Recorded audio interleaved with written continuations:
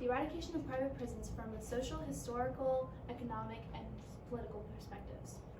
You just sell prisons like you were selling cars or real estate or hamburgers, states Tom Beasley, founder of CoreCivic.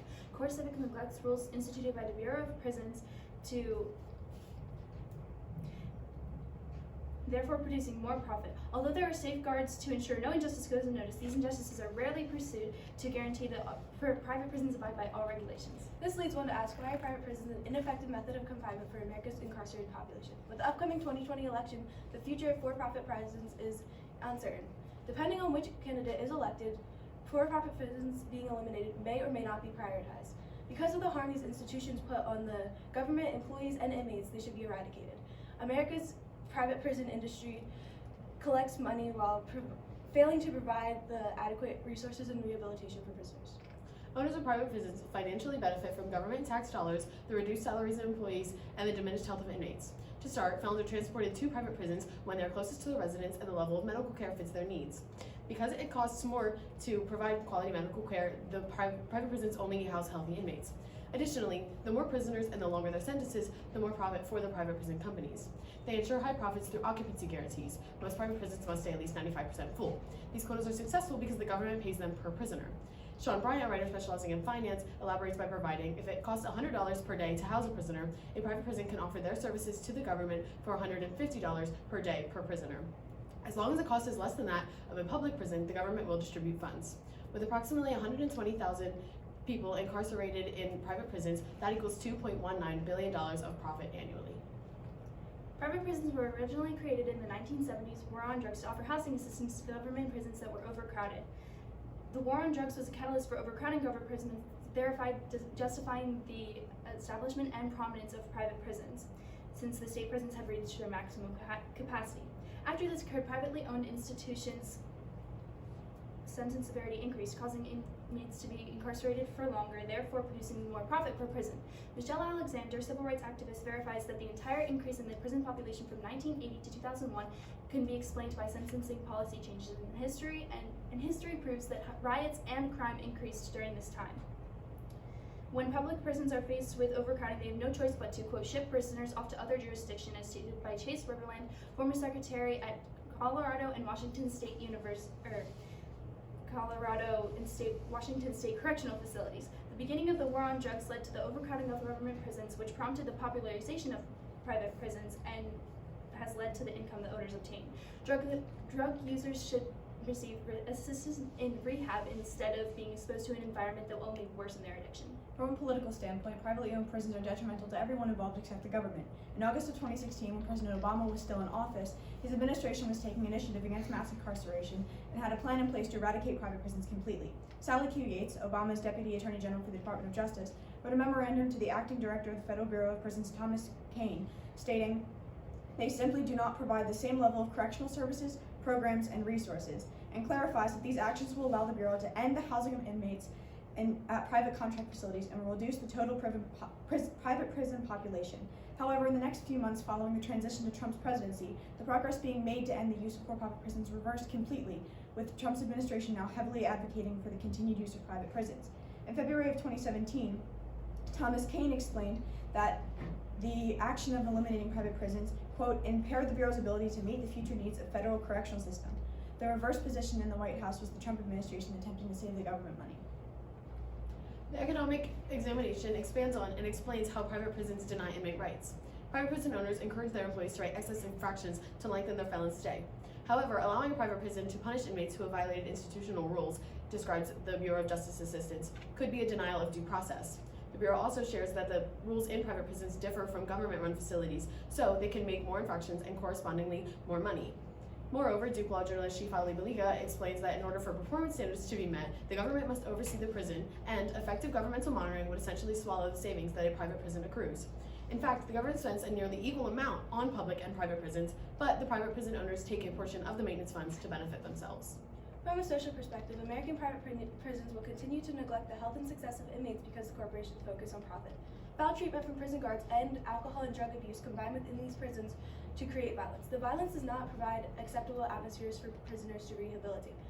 Private prison guards are less qualified than public prison guards, so these guards allow fights for mental health issues, social problems, and or substance abuse to occur without having the motivation to end them. Brendan Fisher concluded from a 2001 nationwide study that assaults on guards by inmates were 49% more frequent in privately owned prisons than in public prisons.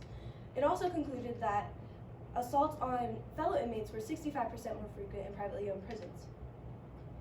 The problem is that they would have to spend more money to hire better guards to save these fights from happening. In fact, National Public Radio writer Michelle Andrews explains that 80% of prisoners are poor, which is a problem within private prison corporations because the private prisons do not provide health care. So the money would then have to be taken from their families or their income, which is already low. The private prison centers would then use the money from this, and Andrews even explains that small fees would deter the prisoners from making requests for to fix their communicable diseases or to treat chronic conditions. Though private prisons are already so crowded, with all considered aspects, the health and success of inmates in America continue to prioritize their money above their inmates. Tax money is being unethically spent on private prisons that are more focused on monetary gain than the health of their inmates. Professor Emirata and prison activist Jean Trustein explains that some private prisons do not provide necessities like food, clothes, toilet paper, and more because it costs more money. Lauren Brooke-Eisen also elaborates with examples. In 2009, the county jail in Maricopa County, Arizona began charging inmates $1.25 per day for meals. Gaston County, North Carolina charges inmates $20 for meals for medical and dental visits. Because the private prisons are more concerned with profit, they do not provide free medical care like their government-run counterparts. Private prisons should not continue to operate because they create health and economic problems for inmates and employees. However, Natalie Rigoli, an attorney for the corporate department in Texas, evaluates an Arkansas private prison, which identified that out of 650 women released, 80% did not commit another criminal offense. She concludes that private prisons have the potential to lower the rate of reoffending. Additionally, Emeritus Professor of Law Richard Harding claims that the private sector meets and quite often exceeds industry standards. Lastly, CoreCivic co-founder Thomas Beasley's mindset is curious as to, quote, how big can I grow the private prison industry? How fast can I run before someone passes something prohibitive? This alludes to the fact that they may or may not see something morally wrong with it, but since it's not technically illegal, it should exist. A rebuttal against Beasley's claim is stated by the Grassroots Leadership Organization. Private prisons are more inclined to lock down, smuggle contraband, and other things as listed on our slide. Even the government doubts the success of private prisons, for the Justice Department stated that private prisons fail to provide sufficient rehabilitative services, maintain adequate security, and save taxpayers money. In total, American private prisons continue to make profit without providing adequate resources and rehabilitation for prisoners. These facilities encourage violence, financially exploit inmates, and deny them of their health care. Obama's plan for the reduction of the use of private prisons was to gradually decrease the number of inmates allowed in each private prison until the numbers reached a substantial enough decrease. Following that time, the prisons would be shut down. Evidently, this plan was stopped. More recently, Mia Armstrong, a criminal justice journalist, introduces the idea of restructuring private prison contracts rather than banning private involvement in the prison sector. Similarly, Michael Horowitz claims that private prisons need to hire more correctional officers. While improving the conditions of private prisons would be beneficial, it would also be costly, therefore nullifying the reason to operate them. Lauren Brooke-Eisen offered the solution that private prisons should reap more money if they treated their prisoners humanely and equipped them for life after their sentence, instead of receiving more money when the capacity is attained. But how is humanely defined? This uncertainty gives leeway for interpretation to the individual owners. Thus, the ambiguous definition would produce controversy concerning the fairness of a new policy. All in all, the best solution is to remove private prisons. It is necessary to improve and expand public prisons by prioritizing qualified guards, beneficial health programs and opportunities, and cheap healthcare options.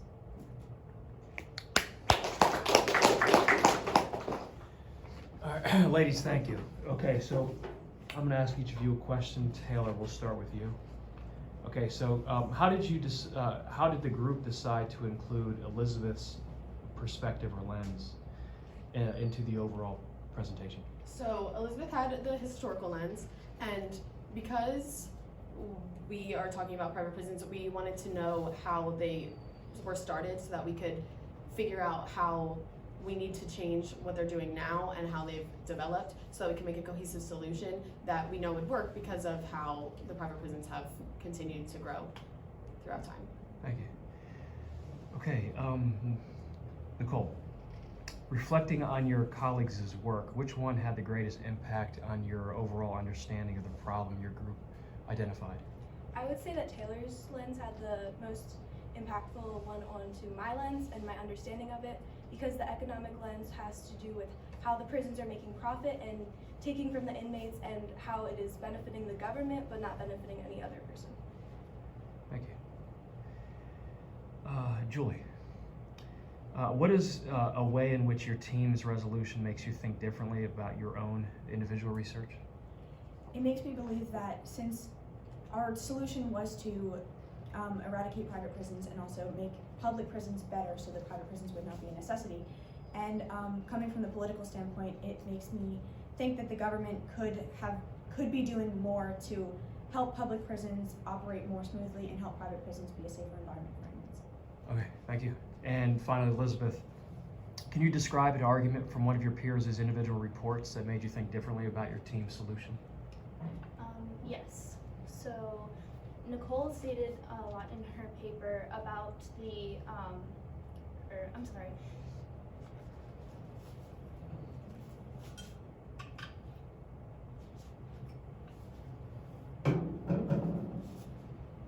Nicole stated a lot in her paper about the education that the prisoners receive in the prisons and how not much education is given to them, and not many programs that would help them rehabilitate faster through education. So I think that's something that we should.